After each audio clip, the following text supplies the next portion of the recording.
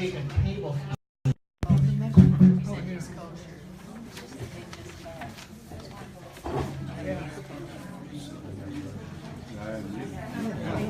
And we're going to put it right in the jar.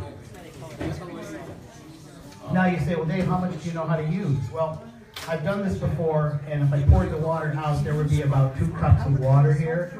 So the ratio of brine, and you can make as much brine as you want, the ratio would be 1 tablespoon to every 2 cups of water.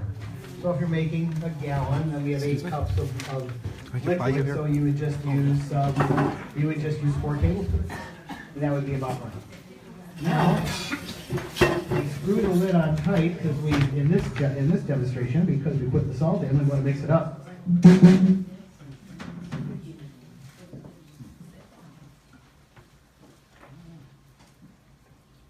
And this is ice cream salt, so I'm not going to do it very much because it's going to take forever to dissolve it. If it was kosher salt, it would dissolve fairly quickly. Now, most important, I've tightened the lid on so I can dissolve the salt. Now we're going to open the lid a little bit. Someone said, well, how are we going to get, there's no vinegar in it, how are we going to pickle the pickles? In about a day to 2 days, you're going to start to see bubbles forming in the pickles and start to fizz. And if we left this closed tightly, you could actually explode the jar. So we don't want that to happen. If you're doing anything like a bowl or something, this wouldn't be a problem. So at this point, we're pretty much done. If you wanted new pickles, you could take them out in maybe 2 to 3 days. And if you wanted them to be completely fermented, it would take about a week to 10 days. In that case, you'd want the bubbles to stop. And whenever you're done with them, whether they're new pickles or old pickles, you put them in the refrigerator and they'll keep for a couple of months. Now, if they're new pickles, they will continue to ferment in the refrigerator. If you want them fully fermented, they won't ferment anymore, but they'll still be good. Now, what's going to do the fermenting are good bacteria. I know that's going to sound strange, but there are bacteria all in the air, and we have created an ideal environment for the type of bacteria that are going to pickle the pickles. If you let these go for about a week to 10 days, you will see a white scum, or rather mat, of bacteria on the top of the jar. This is normal. So don't get crazy about it. Just take that off. There's still going to be lots and lots of bacteria in the brine, and when they're fully done, that bacteria will settle to the bottom. You've probably, if you bought these in the delicatessen or bought them in the market, you've seen them fully fermented. You've seen a nice white, down at the bottom it's white, and that's those spent bacteria. Yes. While it's fermenting, is it outside or is it in the refrigerator? You can do it either way. It's going to ferment a lot slower in the refrigerator. I leave it outside and put them whenever you like new or old pickles. You put them in the refrigerator when you're done. But that's pretty much it. So, I just say my little recipe thing. If bacteria gross you out, don't make the pickles. Can you do this? Oh, absolutely. This is an event at Chabad of Bradenton, and I just happened to be here today. I happened to see that it was occurring. I've never even met anyone here. I just met the rabbi for the first time. Not even sure what his name is. But it's interesting stuff. And I just want to mention, there's a great scene in the Herman Wouk book, Inside Outside, about the grandmother making sauerkraut, which is a much different process from pickles. But honor an almost 102-year-old living author, but that was really a very funny part. One of my funniest parts in any Herman Wouk book, and I've read all of them. So maybe I'll keep this on a second. I didn't bring my tripod in. I didn't think there was any reason to, but this is part of a Jewish kosher cooking contest we just had to Wouk. Everybody knows Rabbi Monday. Okay, I'll give you a sense of this, but then I'm going to turn this off. Services or been to one of his classes and has heard him mention some sort of word kosher or something like that. So he wants to share some secrets of kosher. You know what, I'll keep this on. The secret is, with Chabad I learned, even if it's got a hefsher, it still might not be right. So there's a lot of nuances, and the rabbi is going to be happy to share. Hi, thank you everybody, first of all, for coming. I always enjoy this. It's always delicious food. I've never been here One of the reasons why we do it is not only a nice social event, Where are you at? but it's My name's also an Adam Tex, unbelievable and I just happened to be here. experience Oh, eat okay. so many I'm curious different of it. kosher cuisines, so many different types of kosher Great foods. event. Where many people, when you talk about kosher, they think it's Manischewitz gefilte fish from the kosher aisle. The kosher section in Publix is massive, actually. It's almost every single aisle has hundreds and hundreds of kosher food items. You just have to know how to find them. But that's not what I want to talk about today. Every year I try to find another interesting topic about kosher. Last year we did about the mashgiach, those that actually kosher the factories and those things. This year I want to actually touch on different animals that might not seem to be kosher, or different products that would automatically make us think that they are not kosher, but actually they are. There's actually an institution in Israel that researches all the different animals to find out if they're kosher or not. Because just because something, let's say for example, an animal needs to chew its cud and have split hooves in order to be kosher. That is the basic standard. But there's a third component to it, which we say that there has to be a tradition of people that know how to slaughter it, know how to kosher it, and know how to check it. And therefore, just because it chews its cud and has split hooves, nevertheless, you have to have a tradition of shechting, of slaughtering it as well. So one of the more famous debates that recently that they question, is this animal kosher or not, is the buffalo, the American buffalo. The buffalo is large. It's very, very fatty, especially around the neck area. The question becomes, how do you slaughter it? Firstly, how do you tame it in order to get it to slaughter? And ultimately, even though it has split hooves and it chews its cud, there are many people that say that it is not a kosher animal. And it is a kosher animal, but we don't have the tradition of slaughtering it. But they did find one or two shochtim from years and years and years ago that do have a tradition of slaughtering it. And therefore the buffalo is actually a kosher animal. Deer is another one. Many people think that cow is kosher, goat is kosher, sheep is kosher, but that's as far as it goes. A deer is actually a kosher animal as well. In the Talmud it talks about deer meat, the concept of eating deer. The problem with deer, why it's not so common, even though if you go to some very upscale kosher restaurants in New York and Manhattan, you can find it. I think it's called venison, right? Nevertheless, it's not as common because they're very, very wild deer. But that's as far as it goes. A deer is actually a kosher animal as well. In the Talmud it talks about deer meat, the concept of eating deer. The problem with deer, why it's not so common, even though if you go to some very upscale kosher restaurants in New York and Manhattan, you can find it. I think it's called venison, right? Nevertheless, it's not as common because they're very, very wild deer. It's hard unless you raise them and they're tame and everything else. Otherwise, the meat is very, very tough because of their muscle. And therefore many people didn't eat it because it was not as common to catch a deer and to slaughter it. Because in order to slaughter it, you have to be able to keep the deer in one spot.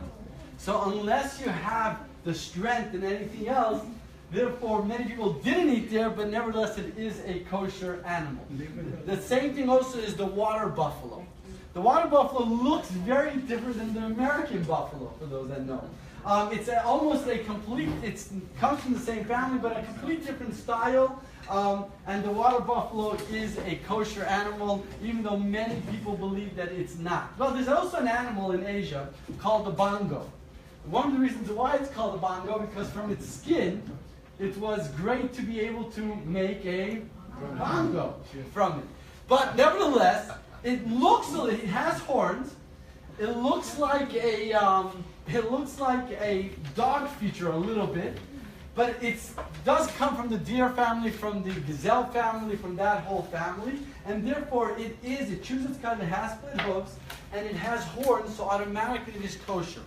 The general rule is an animal that has horns, okay, that has split hooves and it has horns, it's almost 99.9% of the time a kosher animal. Now, a rhinoceros does not have a horn, right? There's no other type of animal that has a horn that is not kosher. We're not talking about fish. We're talking specifically that animal. Elk is kosher. Giraffe, that's next. We're on to giraffe. Giraffe, right? Most people think of a giraffe. How can a giraffe be kosher? What's the biggest question people ask? Why can't the giraffe be kosher? You can't kill it. Because you don't know where to cut it, right? But that's the biggest misconception. The giraffe has the largest area that you can slaughter. Anywhere in the neck. So how long is that? So therefore, it's not because, the reason why we don't eat giraffe today is not because it's not kosher. First of all, we don't eat giraffe today because They're endangered. who raises giraffe for food? That's first of all. Second of all, they were too expensive to feed, to raise, to do all those things. Third of all, Jews lived in these small shtetl ghettos.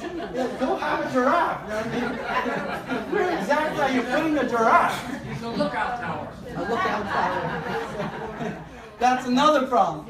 But more than that, it was too hard to tame the giraffe, to tie it down, to get it to lay down, to deal with a flopping neck and everything else, that it became impossible. And since it became impossible to kill them, therefore, there is no tradition of people that know how to slaughter them. And therefore, because there's no tradition, today we do not eat it, even though it is a kosher animal. Now, in New York, if you ask any New Yorker, there's a concept called a flying rat. Right? That's the pigeons. Right? That are all over, dumping all over, making a mess. A pigeon is actually a kosher bird. And therefore, those pigeons that you see flying around, if you can catch it, slaughter it according to Jewish law, and cook it, don't ask me if it tastes good or not, but it is a kosher animal. Huh? And it's good. There you go. All right, let's go a little bit into the fish realm. I have a question. So we all know that chicken is kosher, but it doesn't have a cud that it chews. It doesn't have the right kind of hoof or feet. So it's a bird. Only an animal, cow. No. Bird is literally based on tradition. Because in the Torah, it's very vague what makes a kosher bird. For example, there are many Jewish families that do not eat turkey. I have a friend that doesn't eat turkey.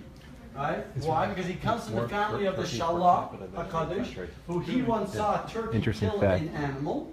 Israel eats more turkey per capita than any other country in the world. Prey, not a bird, not a domesticated bird. So automatically he banned for his family, not for everyone, for his family that they are not allowed to eat turkey. So this friend of mine, wherever he went, he would not touch turkey. He'd eat cow, steak, and he'd eat chicken, but not turkey. Right? So that's the answer for the bird. Let's go into the fish realm. We know a fish needs to have right? On the other hand, how about eel? Is eel kosher? No. But there is a fish that looks like an eel. It's called a monkey-faced eel.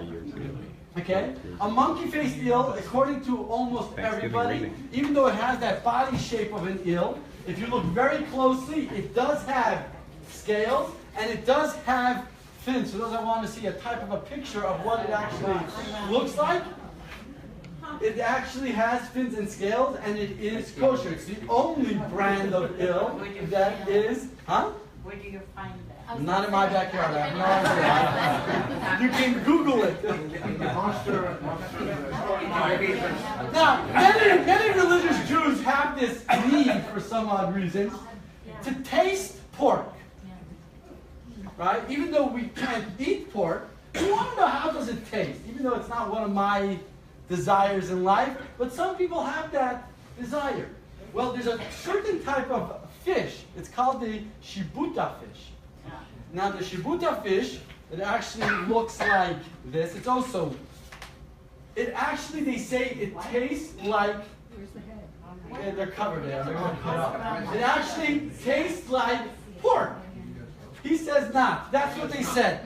Right? I've never tasted it. Now, these American, where does this fish from? Can you get it in the Gulf of Mexico? Yes, I know this was labeled as pickle making. That presentation's done. He went right into a presentation about kosher, This is and I for just those left that it would on. like to eat or taste. This is what the Talmud and in many places it says, that a person, that a Jew that wants to taste what pork will taste like, that is what you do.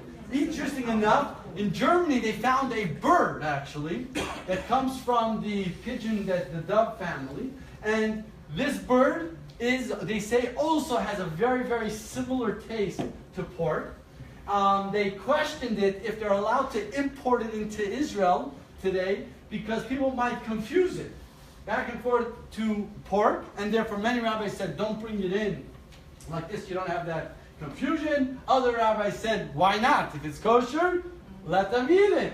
Ultimately, of course, they allowed it because when it comes to food, they allow it. All right, the next thing is the grasshopper. Right? According to Jewish tradition, there are a few types of grasshoppers: the red grasshopper, the white grasshopper, the yellow grasshopper, I think the green grasshopper. There's 4 types of grasshoppers that are kosher. Many people say we do not know the tradition anymore. It depends on the height of the legs, it depends on the length of the body, it depends on the eyes, it depends on the horns, it depends on a bunch of different things to define him. Maimonides goes into many different descriptions. In Israel recently, I think it was 2 years ago, there was a massive plague of grasshoppers, and it was, according to the Sephardim in Eretz Yisrael, they claimed that it was the traditional kosher grasshopper, and many exotic restaurants started to carry it until they, of course, disappeared. The plague ended, there wasn't any more left, and then every once in a while they come back and they'll serve it again. According to Jewish tradition, it is kosher. Many Jews will not eat it today because we do not know 100%, and it has that crunchiness like a...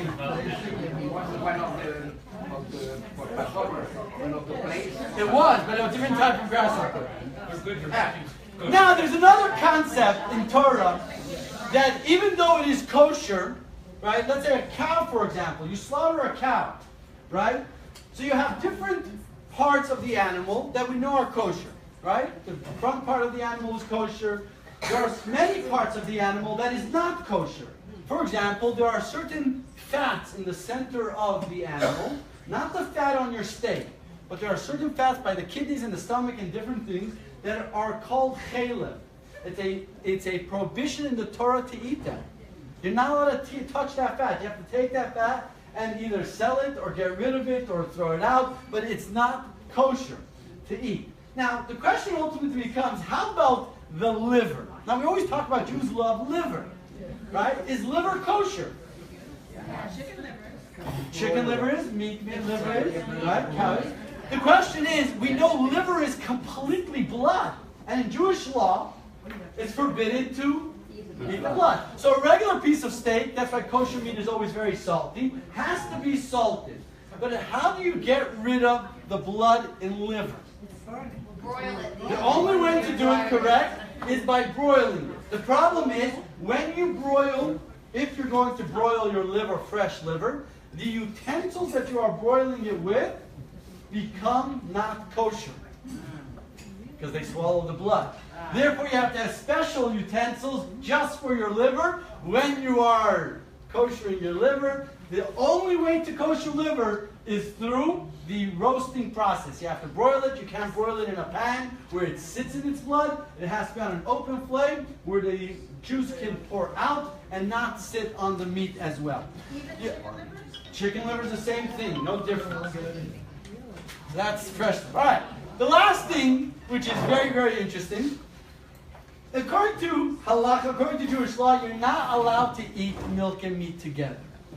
But how about if I want to taste, what does it taste like meat and milk together? Delicious. So the Talmud tells us that there's one part of the animal that you're allowed to eat according to Jewish law that tastes like meat and milk together. Which part of a cow? Not the hamburger. The udder. Very good. The udder, the sac where the cow produces the milk for the animal, it is actually kosher to eat. The problem is, if there's milk in it and there's meat in it, are you allowed to cook it that way? And how long do you have to wait? How long do you have to wait? 7 hours. 1 for dairy and 6 for meat. So, according to halacha, the only way you're allowed to eat an udder, there's a process to it. You gotta slice it back.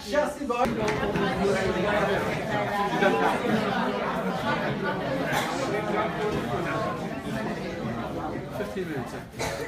All right, everyone. We now have Rabbi Hakani's version of chopped.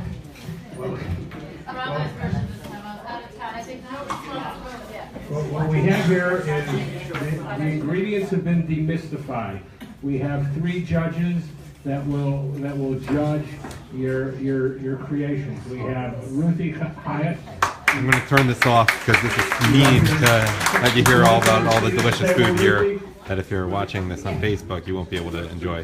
Ruthie, Thanks for watching. Actually, Wave, Rabbi. learned her cooking by her. Take care. Tremendous cook for anybody who